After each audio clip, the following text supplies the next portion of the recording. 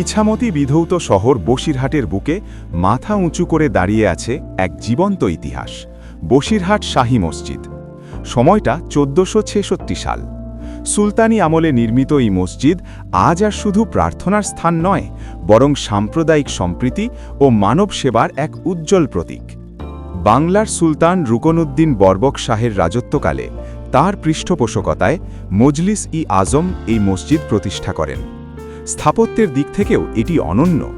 লেখক অমিয় বন্দ্যোপাধ্যায়ের বিষয় বসিরহাট গ্রন্থ অনুযায়ী মসজিদের আদি অংশের স্তম্ভ আগ্নেয়গিরির লাভা দ্বারা নির্মিত বলে মনে করা হয়।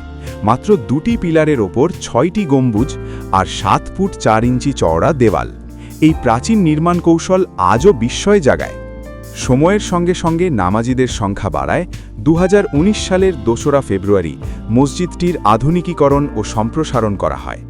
বর্তমানে ৫ তলা বিশিষ্ট এই মসজিদে একসঙ্গে প্রায় ২৫০০ মানুষ নামাজ আদায় করতে পারেন। তবে এই মসজিদের আসল মাহাত্ম্য শুধু ইতিহাসে নয়, মানব সেবায়।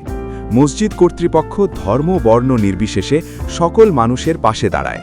শিক্ষা ও চিকিৎসায় সহায়তা, ছাত্রছাত্রীদের জন্য উন্মুক্ত গ্রন্থাগার, এমনকি শহরে আগত বিভিন্ন সম্প্রদায়ের মহিলাদের জন্য শৌচাগারের বিশেষ ব্যবস্থাও এখানে রয়েছে, যা ধর্মীয় উদারতার বিরল দৃষ্টান্ত।